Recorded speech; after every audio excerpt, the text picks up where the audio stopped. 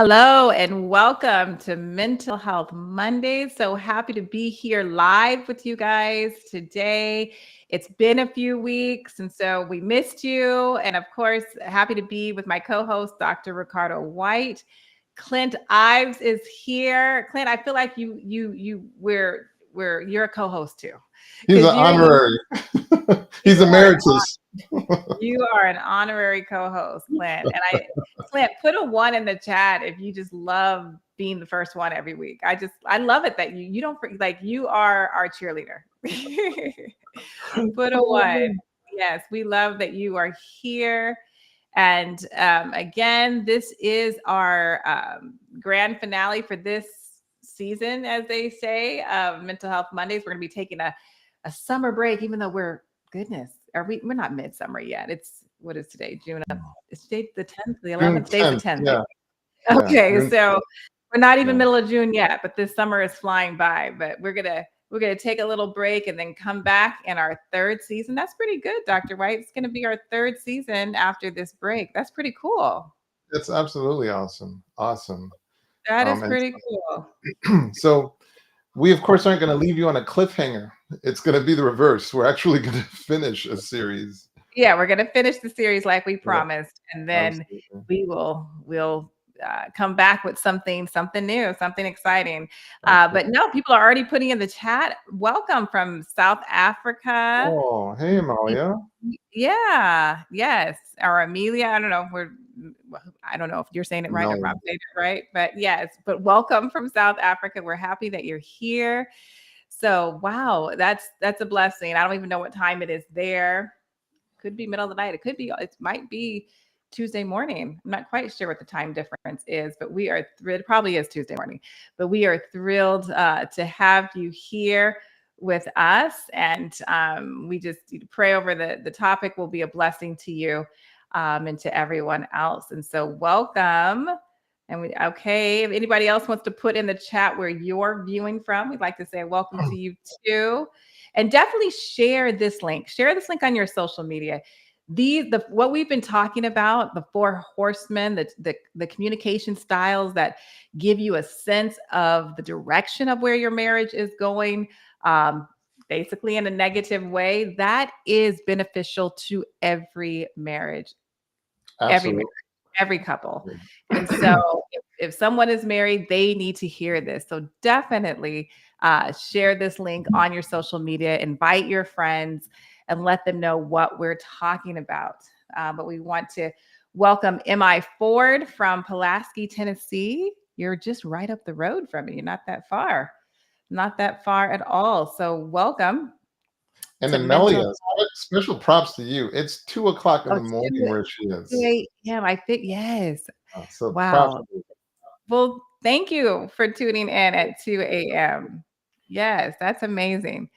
That's amazing. Well, again, go ahead. Yeah, the bottom line is we're really fans of Dr. John Gottman because of the attentiveness that the Gottman Institute has put into getting concrete data to undergird their recommendations. Like their studies are just so landmark. And so we thought, hey, why not discuss, just the 4 horsemen, because it is such of an important concept to understand so that you can perhaps take some of this information, working with your own healthcare team, but seeing how you can stamp out those 4 horsemen of the apocalypse that ruins relationships. And instead, you can put some of the antidotes that will actually foster love and help you start to kind of enjoy your relationship. So yes. And that's what we want to talk about this evening. Just want to say hi to our dear sister Patrice. She just said she's here tonight. This is the first time I think I'm seeing you here, Patrice, and you're in Atlanta. You're not too far from me either. We love us. We love us some Patrice now. Yes, and Kathleen from Bowie, Maryland. I always want to say Bowie, but it's Bowie, Maryland. So yes, welcome, welcome, welcome. Good to see all of you here. Bowie is a beautiful neighborhood in Maryland, right? You know that. Yes, I've been there. I have some friends that live there. I've been there. Yes, it is. Dope neighborhood. It's nice. It's like, yes. All right. And of course, Tamara, we love you too. We appreciate the support you provide us week to week. So, gotta give Amber her shout out. Yes, she makes this easier for us for sure. She definitely does. But yes, like you were saying, Dr. John Gottman his research and his wife's research has been amazing. And I don't know if you said earlier, but it's been like at least 40 years, almost about 40 years of research, almost 40 years. And so what they provide for mental health professionals like ourselves, and even just directly to married couples, is it's priceless. It's just absolutely amazing. I can't say I know I use Gottman in all my couples therapy. So I'm literally quoting him several times a week, several times a week, because it's that helpful. And we're going to be talking about that this evening. We've already covered. Our first one was contempt. We talked about contempt and what that can do to a marriage, the communication style of contempt. We talked about stonewalling, and that one, wow, so many people always feel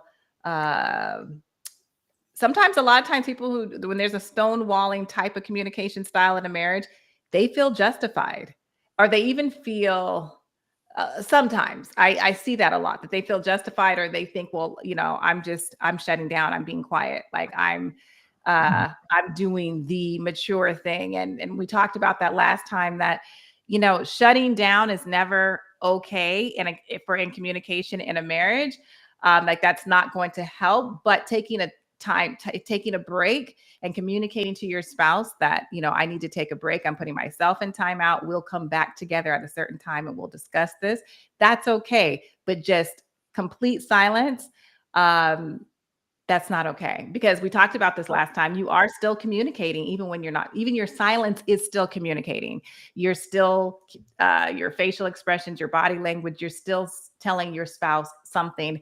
And it's typically not a good thing that you're communicating through your body language and facial expressions and just the silence. And then you leave a big space for them to just fill in the blank because you're not communicating. So they can just assume anything, and that just makes the situation worse. So that's stonewalling is definitely not a way to resolve an issue in the best way, and to actually get what you want out of the situation. You're not going to meet your goal in stonewalling. So we talked about that. Go ahead. Well, stonewalling is like removing yourself while still appearing present. So like the body is there, but the body language is communicating that you're not present. The only thing saying you're present is that the body is physically there, but everything else is communicating, I am removed from this situation. And Gottman talks about bids, like in relationships, there are constant bids going. And stonewalling is a complete disregard of bids. It's a complete disregard, because here this person is, they might be doing a poor job of it, but they're making a bid for your attention. They're making a bid for your engagement. And of course, let's acknowledge that sometimes bids can be done in a toxic way. So we understand that there are legitimate things that precipitate you to think that I should respond with stonewalling. We get it. But just from the standpoint of stonewalling, it's a rejection. It's a rejection of bids, and it's painful. It is so painful to have your bid rejected. Yes. It's painful. Yes. It can be just crushing. So, and hopefully we can get to some of that, how to do a proper bid, and even how to do love maps. Because Gottman also talks about that. That's communication, and that's helping for you to get to in a healthy way to communicate with your spouse and get to know your spouse better as well. So we can get to some of that. But today we're going to do 2 of the horsemen, because we would spend 1 week on each one previously, but now we're going to do 2 of the horsemen, and we're going to be talking about defensiveness and criticism. You choose which one we're going to talk about first. Well, I think let's go with criticism first. Let's go with criticism first. Criticism is, and a lot of times we will talk as practitioners as if this Mhm. is helping us with our clients. This content helped me with my Oh, own relationship. oh, most definitely. I mean, I ditto to that. Me too. Most This definitely. helped me in my own relationship Most definitely. because, as somebody who likes to see things a certain way, you better believe I had a lot of criticism. I had a lot to say. And it was Gottman's content that helped me see the pathology in criticizing. Like, you can Yes. criticize someone to death. Oh, You can, yes. like, Oh, oh yes. my goodness. Yes. Yeah, go ahead, sis. No, there's so much to say here. But oh, most definitely you can criticize somebody to death. And actually I'll stop saying my clients. I'll talk to about myself. I mean, meaning being married for 25 years and learning this stuff as well. Learning Gottman's information and others. It's we will be so quick. A criticism or a complaint is is always at the tip of our tongue, right? Instead of like an appreciation or a thankfulness to our spouse. Like we might even think an appreciation, or we might even think like, oh, okay, I like that they do that. But I told somebody, it might even been today, that it feels like there's a gate or something or a stone or something blocking us from saying, oh, I appreciate you. But when it comes to criticism, it just flows. It's just always right there. And Well said. that's what happens in a marriage. And I'll speak for women. You're a man, so you can speak for the husbands. But for wives, what also happens is because typically we're mothers as well. And because we're always dealing with the kids and disciplining them or telling them what they're doing wrong and doing that, it's like it's if we don't make a mental note to step out of our motherness when we spend time with our spouse, we become a mother to the spouse and start criticizing that spouse or that husband just like we do the children. And so many times that happens. And that's painful because here you want to be this person's hero, but you just feel like, man, I can't do anything right. And so Mhm. now from a man's perspective, I just know how harmful, how devastating it can be to give my wife the experience that she can't do anything right, especially when Mm. she's working so hard to do things right. And Mhm. so I learned, don't say the first thing that comes to mind, or the second, or the third, or the fourth, or the fifth. And that was to protect me against the reflex propensity towards criticizing. Like, Yes. for some reason, the negative stuff comes out so easily, So easy. It flows like a and faucet. It and flows like a faucet. and he Mhm. and he even talks about the fact that, dude, before you do one negative, do five positives at minimum, Yes. or Yes. more. It But yeah, go ahead, sis. I was just gonna say when I share that piece, the 5-to-1 ratio piece with clients, this happened today actually. I had a client that said her eyes got big. She was like, "I have to say 5 positive things." And I mean, her eyes got so big. I was like, "Yes, if you say a negative comment to your spouse or criticize him or whatever." I said that I talked about Gottman and just showed her, talked about, the study that was done. And I said that you need to do five positive things, and that will help to heal that one criticism or negative thing that you said to your spouse. Sis, in this conversation, can you distinguish between a criticism versus a complaint? We were going to go there. Yes. Because I get that question a lot too, especially when I share this information. Because, like, well, then how do I tell them I'm not happy with something? So I always tell, my clients and people that you need to be able to express yourself. Like, so we're definitely not saying, um, not to we definitely don't want you to suppress your emotions or what you're going through, but there is a way to do that. So with criticism, you're always saying you, like, you don't ever take out the garbage, or you always just spend too much money doing this, or you fill in the blank, whatever. And so that is what criticism sounds like, instead of saying, you know, I'm concerned about the money that we're spending each week. And I'm just wondering if we could just sit down and have a conversation about how we might be able to, what our goal is to save this much money, or how we might get some of the things we need without spending this much money, or whatever. So you're not saying you always, and that always, does anybody always do something, or you never, like, really? Well, you see, Always and never. the hallmark is one is attacking the person's character, Right. and the other is attacking the issue. Right. And you as a team, you guys should be together attacking the issue rather than Right. attacking each other. So we hope you see that difference between a complaint versus a criticism. Right. Like, the So issue is we don't have enough money at the end of the week, or at the end of the month. So that's the issue. And so right, now you're not the issue. That's the issue. right. As opposed So to you don't make enough money, or you waste a bunch. You're a waster, or it's like you're attacking the person's character. Like, how do you come back from that?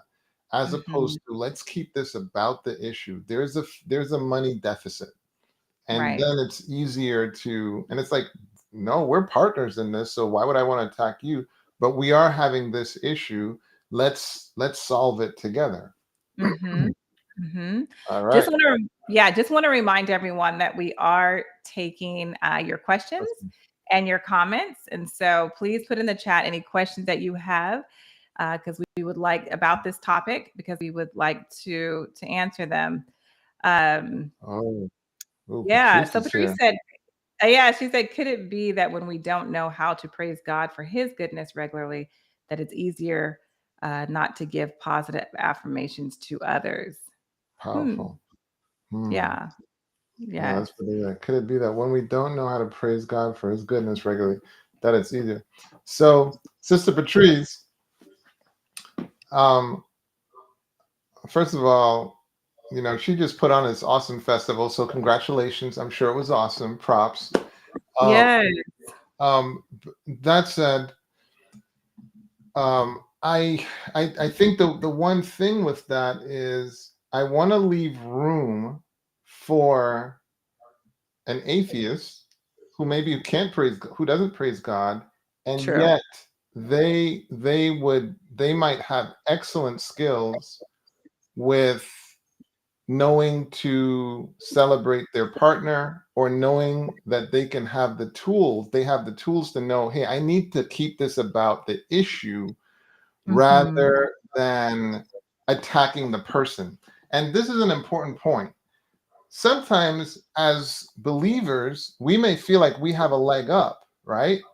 Right. Not realizing if you don't take the time to get the tools, it doesn't matter your proximity to faith. It doesn't matter. Mhm. Um, Mhm. an unbeliever will end up with more tools than you because they've taken the time to develop the skills. Right. That's And right. this is a tool, the ability to recognize that, you know what, let's keep this about the issue. Let's remember that we're partners. That's a tool. Mhm.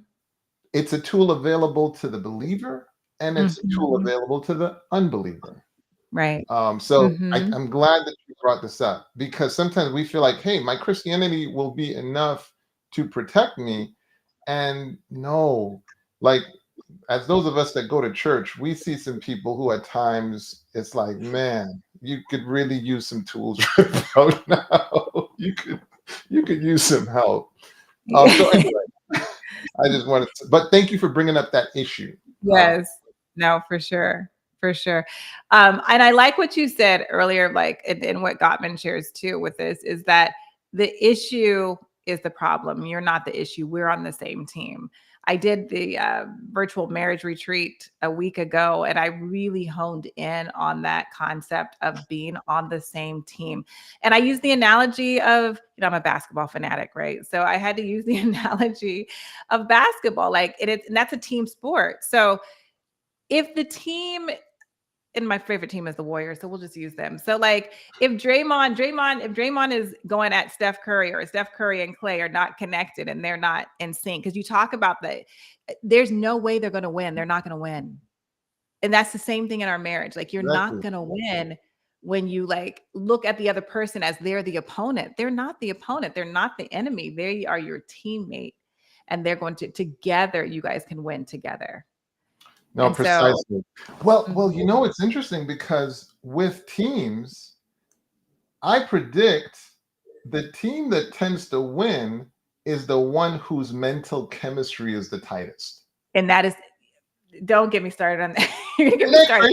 Yeah, but it's true though. But even, I mean, we could go even to individuals like on the team. You're right. So again, I use the Warriors, and we all know it's very public that Draymond has some issues and had to take a break, right? I mean, before they put him in therapy, I would yell at the screen and I put him in therapy. I was like, you need therapy, because he could not control. And when that happened, and not just him, but any person, when they lose it, or that you could tell their head is not in the right space, they're not going to play as well. And they're not going to execute as a team or do what they're supposed to do. And that's the same thing in a marriage.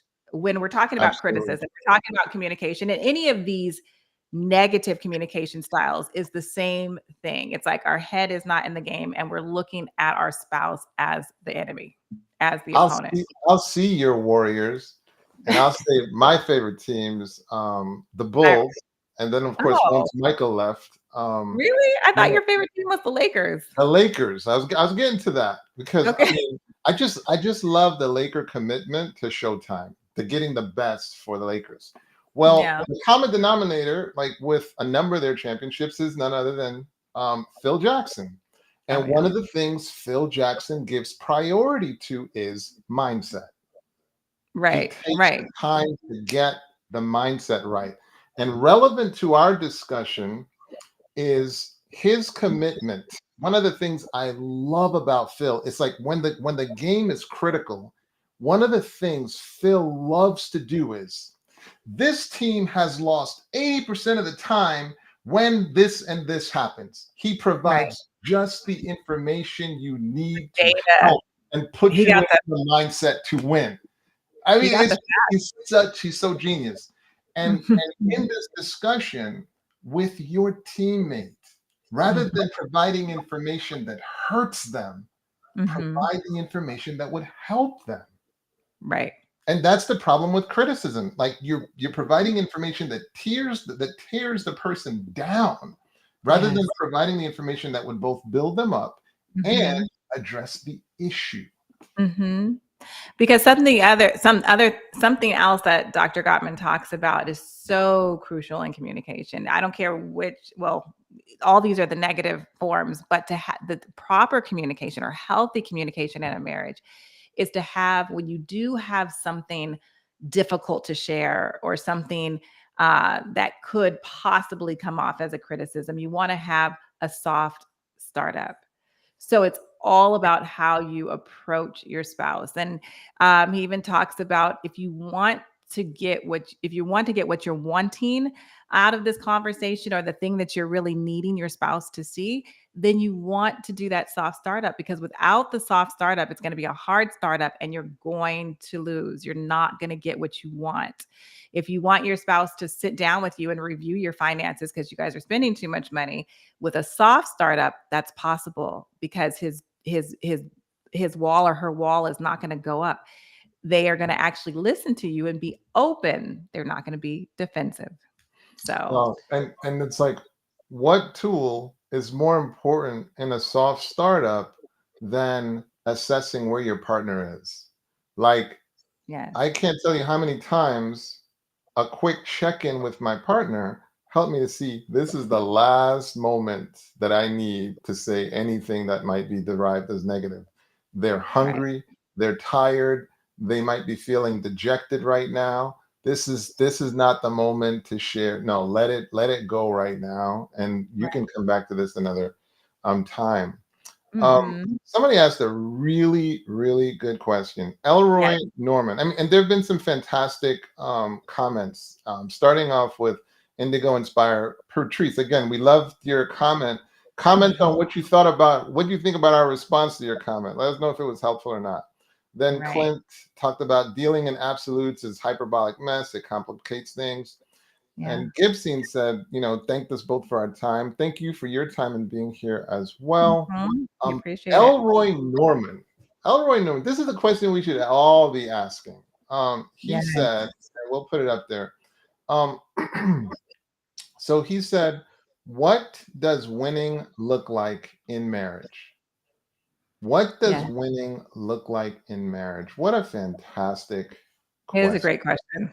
It is a great question. Fantastic. You want to go first?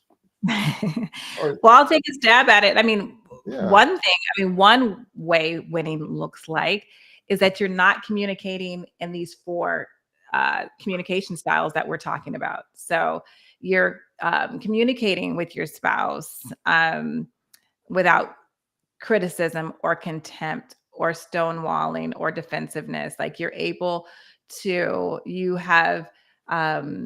don't just move off of your emotions and feelings, but you actually open up this part of your brain, your prefrontal cortex, and think about what you're going to say, how you're going to say it, make sure your tone is a certain way. So like you really have mastered we're all growing, but you have really put in forethought on how you communicate to your spouse, and you consider it, you take it so seriously because you know that the way you communicate is going to impact every other aspect of the relationship. And so that's one way winning looks like. That's beautiful. And I'm like, as you can see, Sister Atonte enjoys keeping it about the issue.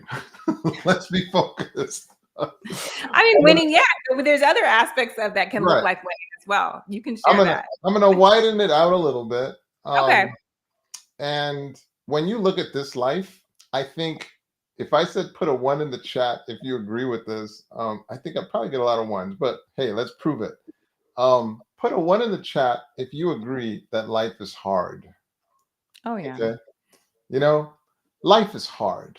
And I hopefully I'll see a bunch of 1s, right? Life is hard. But God gave us a gift of a brain. And the beauty of our brain is it's there to help us engineer solutions to the issues that we're dealing with. So the ultimate point of marriage is for us to collaborate and work together to make life a little easier. And in some cases, a lot easier. That's the whole point of our collaboration. A successful marriage is one in which we are collaborating effectively to make life easier for ourselves and others. That to me is what a good, thriving marriage. We are learning how to enjoy one another and not despise one another. That to me is marriage succeeding. So when it's the ultimate remembrance that we are teammates. We are teammates. Right. Too often in marriage, we feel more like opponents than teammates. Like, I mean, I remember there was a phase in the marriage where it's like we're competing with the resources. No, I'm going to do this. No, I'm going to do that. No, I'm going to do this. As opposed to, okay, now what if we sit down and we set goals we can agree on and then deploy resources accordingly? Totally different experience. And that's, I talked about it in the retreat. I talk about it with my couples all the time. And I've said it on here. What you just described is maturity. You are approaching the marriage relationship with a maturity that I say takes, and I say this, to be happily married takes all the maturity that we can muster in this world, with God helping us to do that. Because you naturally don't want to do that. You naturally just want, but a mature mind or a mature person says, okay, I feel this way. My spouse feels this way. This is the situation. Let me approach it in a way. So because we're on the same team, let's win. Let's both win. Well said. Go ahead. No, I mean, that's statement, but well, I mean, I had some other things to talk about winning too. As you were discussing, that was a good question because this is taking us into a good place. Awesome question. But also, winning in a marriage is just continuing to understand that you need to continue to date your spouse and what that looks like. And that can look like a lot of different ways, but definitely by continuing to date them, you're like still pouring into them and they're pouring into you. And so you're fulfilling each other's needs. I just want to give you an example, a little transparency. This just happened. This is me and my husband. I think it was Friday night. And typically, like if our week has been so busy or if there's certain things, I'll say, hey, could you not do anything on Friday night? Because I know we have, we go to, for those of you who don't know, of course, we go to church on Sabbath and we have church on Saturday. So we have church all day. I'm like, so can you like not have something planned, like either a Bible study or whatever, just because I want to spend some downtime with him. Right. So I've asked him for that. But because we have really been on top, we've really been on top of our date nights again and not allowing things to interfere with that. We've been doing that consistently. So this past Friday, he actually said, oh, I'm just going to go live. I'm going to go live for like 15 minutes or maybe 30 minutes. Well, he ended up being on there for an hour and a half. So when he was done, I remember he came in, he was like, are you mad at me? And I'm like, no, I'm not mad. You know why I wasn't mad? Because he had been pouring so much into me all throughout the week. And then it tops it off with the date night that I told him, these are the words I used. I said, my cup is so full, it's like overflowing. And so he's like, wow.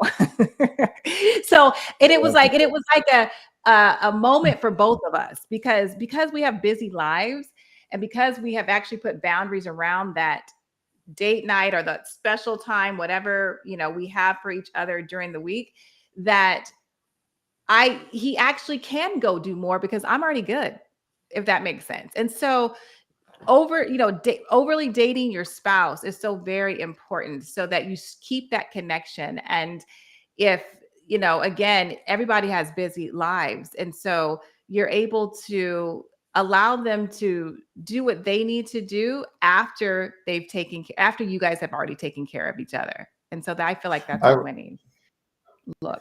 I was laughing a little when you started because like when you get married and you commit yourself to this romantic relationship, it's like the world just lines up to oppose it. Like you have kids, okay, now they want your attention. Heaven forbid you get like sometimes 2, 3 kids, and like you're sitting on the couch, like the kids want to sit between you, And it's like, and it's like, and it's like, this is cute. They're cute and everything like that, but it's like, let's not forget the relationship. And that behavior is a bigger emblem of, if you're not paying attention, there will always be something between you, and you literally have to put intention into, no, nothing should get between us because this bond is what protects everything else. Yes. So we're not being mean, but this bond is actually what's going to protect you. And if this bond gets destroyed, that's going to cause you harm. So we have to be intentional as married partners about that. So have to be intentional, and the marriage is more important. The marriage needs to come first before the kids. And I've said that on here before, but it has to come before. But let's get to defensiveness. Do we haven't even touched that? The 3-second thing about criticism before we leave it, and that is criticism can set up a really awful cycle because you criticize, which leads the person to withdraw, which of course then makes you criticize even more, and of course they withdraw even more, and you're getting further and further and further apart.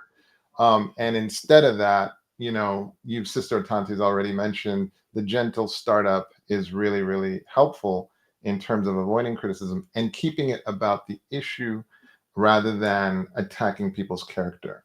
Defensiveness. Let's go to defensiveness now. Go for it. Well, I was gonna tell you go for it because I had just been talking. Okay. But if you want to take a stab at it first, go ahead. I'm down. So with defensiveness is about self-protection. Self-protection. Again, here it is, the person is making a bid. So they're bringing something to your attention. Hey, I'm concerned about X, or you did X, Y, or Z, blah, blah, blah. And rather than centering on that person's experience, your focus is on self-protection. Mm-hmm. Mm-hmm. And so the picture of defensiveness that you should see is, here this person is trying to talk to you, and you're like this. Can you see that? You're just like that. Like, how Right. easy is it to talk? Imagine if we had to conduct this and the whole time I'm like this, you know? Are Um, you paying? Yeah. that's the Yeah. picture of defensiveness. Mm-hmm. And so it's really a rejection of the bid, to Right. be heard, and, Mm-hmm. and for you to kind of hear what's going on. What are your thoughts, sis?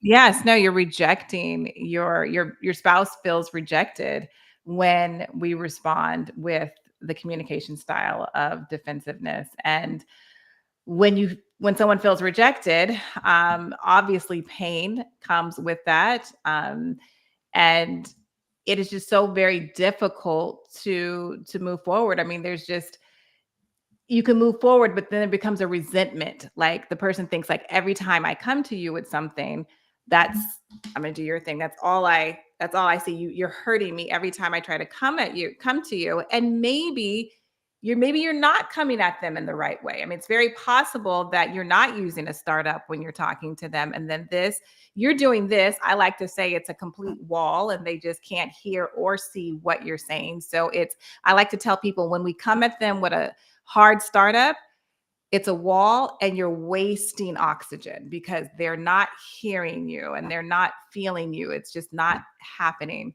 And so, again, circling back to the soft startup, that is the type of communication style that will it should keep defensiveness out of the communication. That hopefully will not happen. But again, that takes two mature adults. Absolutely. You're making the decision to come at your spouse with the soft startup, and they are making a decision to keep the wall, to keep that what stops them from hearing or feeling your heart out of the picture as well. And it's a decision. It's a Absolutely. decision that each person has to make. And it's the hardest decision to make when you're feeling those emotions of anger, frustration. There's the resentment there. There's so much there. You talked about maturity before, Mhm. and maturity is about doing what might be counterintuitive. Maturity is about not giving in to your natural emotions. So, some of the Right. examples of defensiveness, including when somebody brings something to your attention, possibly about yourself, how do you respond? You make excuses, you deny responsibility, and one of the things that you might see in defensiveness is you counterattack. So Mhm. you say, well, hey, I'm you're wearing a blue shirt. Well, you're wearing a beige shirt.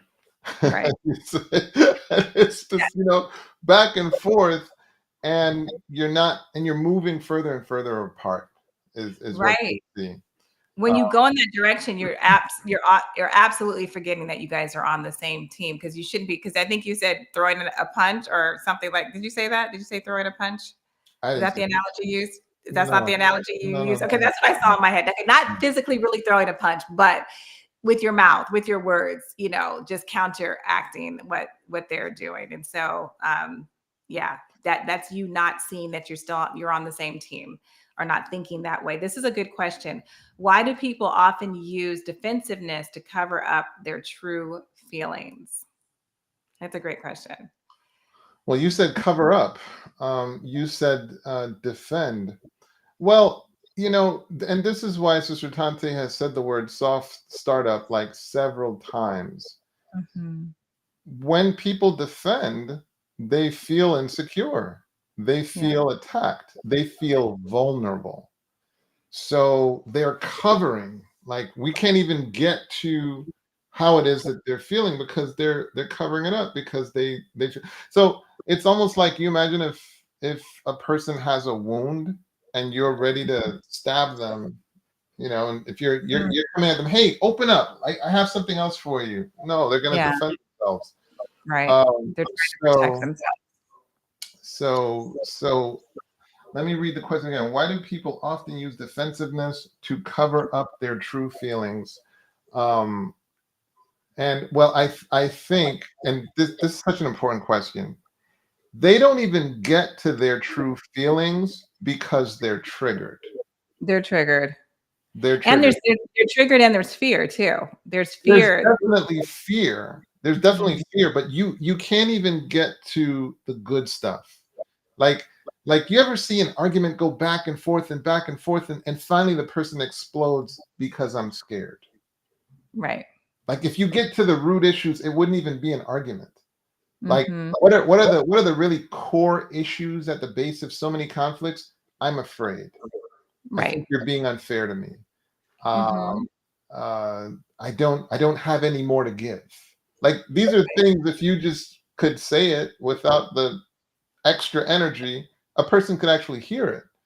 But Right. instead, we're doing things like attacking, we're so on and so forth. Mhm. Mm. So powerful question though. A lot of times what's happening, Deborah, is people are feeling triggered. And as a result of that, they're not really entertaining, hearing, and then sharing where they really are. They're just in survival mode. And And so that's that right. That's that fight or flight. Like you just put them in, and that shouldn't even be because you're on the again, same team. yeah, you're on the same team, and probably for the 10th time. That's why a soft startup is so important because a soft startup doesn't it should not trigger them, and it doesn't put them in that fight or flight emotion or feeling, or it doesn't trigger that in their mind. A hard startup does. And so knowing your spouse, getting to know your spouse and how you should speak to them, because everybody's different. So there's a certain way, like the way that I can come at my husband or how I need to enter in. Maybe Florence has learned that, okay, it's different for Ricardo, meaning like this is how she needs to enter in. So learning your spouse and how to uh, know how to talk to them without sending that wall up. I say it's like an automatic, there's automatic walls that just, you push a button and the wall just moves and you can't stop it. You can't stop it until their emotional, either anger hormones come down, and then you could hopefully try to come in and rationalize with them. But after it starts to go up, it almost has to play that process out before you can come at it again. Yeah, well said. So she said, does personality, Elroy, great question. Does personality play a major part in defensiveness? So we tend to defend from the position of insecurity. I was And just going to say, so, you know, we defend from a position of insecurity. We feel vulnerable. Like, so when a person defends, a lot of times, and so when you think about the myriad reasons why a person can feel vulnerable, especially given the prevalence of trauma in people's past, and there's a mhm, variety of different types of trauma, but right, so few people get through their childhood into adulthood and have not experienced and sustained some level of trauma. And right. this, and so the problem with trauma is it puts you at risk for triggers. Oh, yes. So that what you'll bring to a situation after having been traumatized is you'll bring so much more energy than the actual stimulus warrants. Hmm. So the Hmm. stimulus warrants maybe a 3.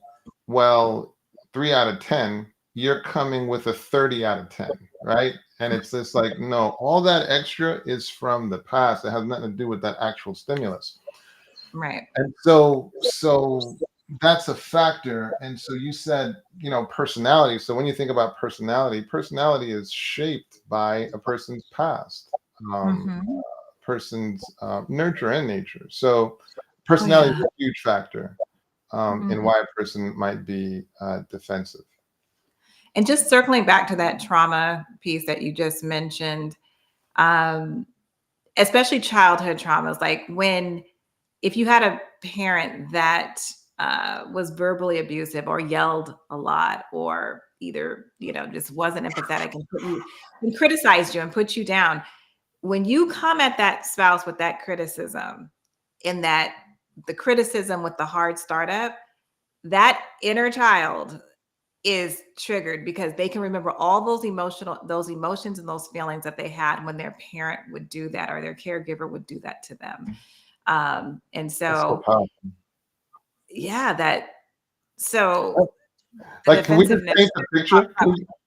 Can we Say just that? paint the picture? So, like, imagine that parent yelling at that child, and now imagine moving that parent out of the way and you stepping into that position with your, hey, can you pick up your socks? Can you do this? But you are in the position of that parent.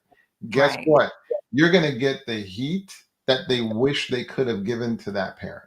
Yes. And so you're like, what's with it? Why are you so? And it's like, because they're responding to you like you were that parent. And they couldn't do it then, but they can do it now. And it's not, oh my goodness, not healthy now, but it wouldn't have been healthy then, because that's your parent, but it's definitely not healthy in the marriage.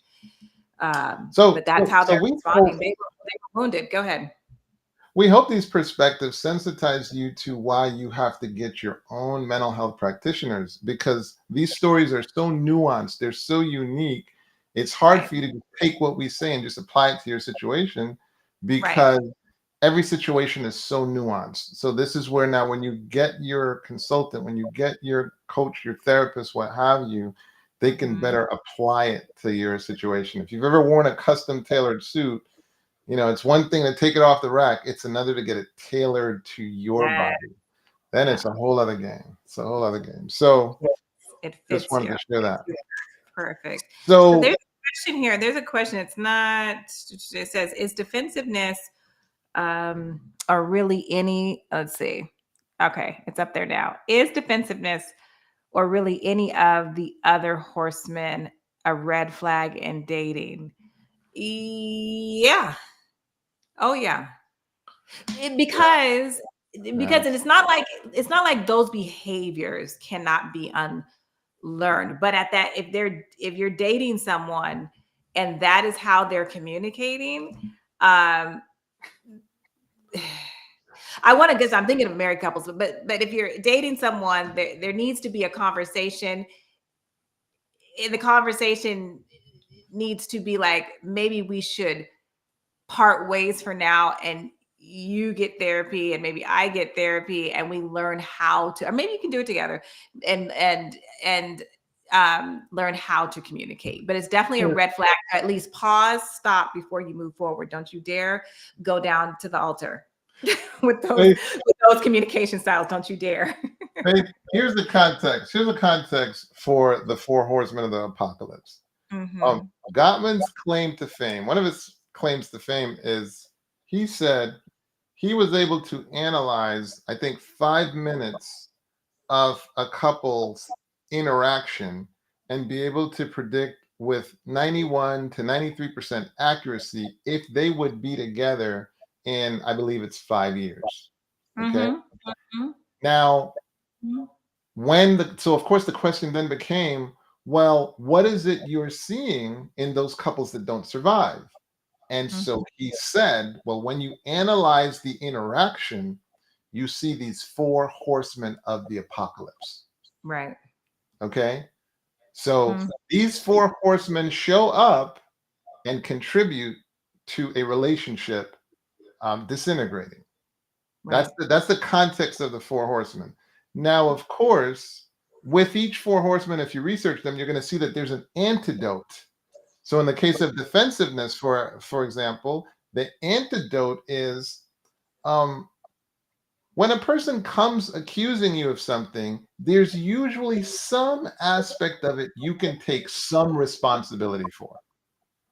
What defensiveness does is it doesn't take into account that reality, and it just rejects the whole thing, which of course further escalates that person's accusation, rather than able to calm them down. If you're like, well, look, I hear what you're saying. This is what I can take responsibility for, and I appreciate what you're saying. And this is what I'm not going to take responsibility for, but I can take responsibility for this. That typically would calm a person down on some level. Right. But it's that wholehearted, I'm going to reject everything outright. Now, when I hear you ask that question, Faith, Like, Sister Atonte, you and I both know the dating is the sweet part. Like, Right. that's the easy part. We just getting to know each other. They're Why on earth are 4 horsemen of the apocalypse even there. Why are they even there? Why they should, yeah. We don't even have So any stakes yet. We barely been together. So it's like, so absolutely it should be something that really raises some concern and careful scrutiny to say what exactly is going on. And if I extrapolate, if I just see this play out going forward, is what's called compounding interest. right. I don't like the direction this is going in. Right. You know? And yeah, and if they're showing that in the dating process, this is definitely a learned behavior. Like they've done this their whole lives, right? And so usually that type of communication is not in the dating process, because typically if it is, that's a problem. 99.9% of the time, you never make it to the altar. You never make it to the proposal, because if somebody treats you like that in dating, you're not happy. It's just not that honeymoon phase that dating should be. And so usually you break up because well, I'm with you, Sister Atonte, in terms of saying it should be a red flag. It should say, okay, let us see if we can't get some help. Because sometimes some good counseling, understanding, hey man, this is why you were being defensive. This is what's at the root of it. So you get some good counseling, you get some good therapy. Right. You'd be surprised. Some of these horsemen can be healed. There's an antidote listed for the but the problem is when people have the horseman and they don't want to get off the horse. They're like, no, I'm fine up here. I'm good. And you're like, no, you need to get off the horse. No, I'm good. Now that's a problem. That's really a problem, where it's important to see what boundaries need to be set, because you're entitled to a happy life. And I'll just be transparent. You know me, you always say like, you're so transparent. Well, I'm just gonna be transparent again. And I don't know if you feel the way I feel about this, and probably because I am a marriage and family therapist and I deal with so many couples, and so I don't know. Like with marriages, I pour in. Like I'll do as much as I can do to help. I mean, I'm not gonna do more than the clients are doing, but I'm here to help. When it comes to the dating, I'm here to help them too. But I have to be honest. I'm about to be really transparent. I feel a little annoyed when people are just dating and they're coming in for therapy. Why do I say that? Because if you're dating and it's this messed up that you have to pay money to try to get it fixed, it's just like, you can pause it, stop and just be friends and just, try to figure something else out. But the red flags are warning signs to tell you to, just like a red light, it tells you to stop, because there's danger ahead if you run through this intersection. So a lot of people ignore those red flags, get married, and are miserable. And then they come back because they need more therapy. And by that time, you might have had kids, and now you done messed up the kids and all of this stuff. I am just saying, like, these are not red flags to ignore. They're definitely not. And those 4 horsemen should not be on the scene at all. Go ahead. Yeah. Y'all need to cash up Sister Atonte some money right now, because she just took you behind the scenes. She just dropped the real on y'all, man. That you don't know how much to appreciate that she is just being as straight up and as real as possible. Because I see it so much, and it's like, why go through your dating process? Should be your very happiest time, and it needs to continue into the marriage, but you should not be unhappy or miserable when you're dating. And let me help. Let me clean it up a little bit. Sister Atonte is a mental health advocate. Sister Atonte is a champion for relationships, and this is all about, we definitely believe that you should, without question, get the support that you need. No question about it. Yeah. I think what I'm hearing you speak to is people holding on to something where all the signs are saying you guys probably should go separate ways. And I will admit, it's like, people sometimes treat ending a dating experience as if Like a they're ending a marriage. And mercy. the sad part in that is it's like you don't know what a gift it is to end a relationship before you have become one on paper. Like, oh my goodness, it's such a gift. Sometimes you're ending it before you guys have children together. You're ending it before you've merged families. Before you've merged professional lives, before you're living together. I mean, dude, it's the greatest gift. It is. I can't put it into words what an awesome thing it is to end it before you go down the road and like you link up and then have to separate after you've done all those things. No, you should be like have good feelings towards one another. Like, dude, we just Right. dodged the bullet. Good looking out, homie. You know what? Look, we just died. You just could understand on this side of marriage what we see. When you Right. stop before you get to this point, you Right. have avoided so much headache. I know it hurts now. I know it hurts now. And I know you feel like it's the same. But if you talk to a person who has been married and they Oh, have yeah. children together A and they divorce have hurts way. A families divorce is much and they harder. divorce, like they'll sit you down and be like, look, you have no idea. Yeah. I No know idea. it hurts because a lot of times this is your first time going through it, but the Right. pain of divorcing versus the This is pain hard. of ending a dating relationship. Oh my goodness, man. Two Whew. different, two different things. Completely It's two two different different things. experiences. It's There's two a there's different. a question. There's a question here. It says, it then becomes a maturity question. And do both parties want to fight and find salvation in the relationship? Right. I mean, that's basically Where's what that we're question? Where's that question? All right, so this is false doctrine. What is that? Is that false doctrines exposed? It then Oh, yeah. becomes a maturity question. And do both parties want to fight or find salvation in the relation? Now, check this out. Listen to that word maturity. Okay, Yeah. listen to that word maturity, because maturity at the end of the day is skills, Yeah. and skills are agnostic. Skills are agnostic.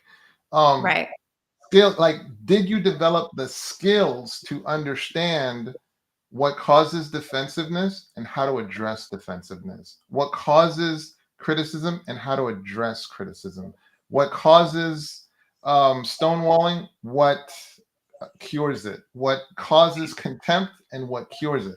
Like, Mm, so that's why we're doing this. right. Because if you can understand these skills, that matures you. That's the Mhm. essence of maturity. And so then you said, and so do both parties want to find salvation in the marriage? And so I think what you're saying is, so Are in the relationship. yeah, like in the relationship. And see, Mhm. that's the thing. Because of the lack of skills, you can make the relationship experience so miserable. People are just like, I'm done. I'm Right. done. And so sometimes therapy can help in that it can help teach you that you guys don't have to hurt one another. What you're Right. doing in trying to protect one another, you're actually hurting one another. This is how you can actually have a different experience. Sometimes good therapy can resurrect the embers of the passion that Mm, was there in the beginning. That's true. what sometimes good therapy can do. Is like, yo, Right. man, why are you guys together? You remember why you guys were together? Oh my goodness, man, she was wearing Yeah. this, and yeah, and he did this, and he came up and he bumped and he tripped, and it was just so cute. And it's like you remember how Right. it Yeah. all started. Yes. And like you just find that sometimes you don't have enough experiences that bring you back to why Mm-hmm. you did it in the first place. Mm-hmm. But sometimes that's what good therapy can do. You can remember what it's about and you can retool so that you Mm, have a better experience and so that your desire to preserve the relationship can actually be rekindled. right. Right. No. Yes. It's amazing answer. And you know what? We're out of time, guys. But Just this, like that. yes, just like that. But And we are going to, this was the season finale, if you will, the season, but we're going to start up again in either late August, early September with live programming. We're going to, not every single week, but we'll re-air some of our past programs because we've been doing this for 2 years. Praise the Lord. And so we have quite a bit of information out there that we, want, if you haven't seen it, share it with you because it's going to be very, very helpful. But we are going to be back, but we're going to take a break. So definitely rewatch the first 2 and this one. We encourage you that if any of these horsemen are present in your marriage, currently present, definitely talk to your spouse about that you recognize that these horsemen are here and you want to learn how to communicate in a healthy way, and reaching out to a mental health professional, a therapist, a couples therapist, a marriage therapist who deals with couples issues would be a great place to start. But you can also read self-help books that will help you, that can help you also to learn how to communicate with your spouse, because you don't want these horsemen here because they're here because they're just directing you to the end. It's pointing to the end of the marriage. The apocalypse. Yes, the apocalypse. We don't want that.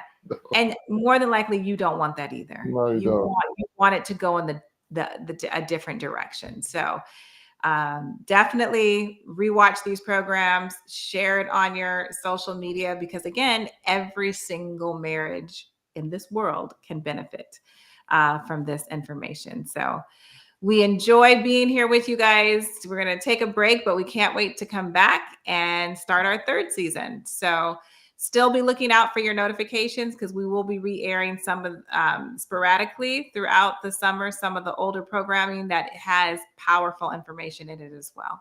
Absolutely. But have a great summer, and we will see you when we come back. Great co-hosting with you, Sister Atonte. Safe travel. Congratulations. And all right. Okay. All right. You guys have a good evening. Yeah. Bye-bye.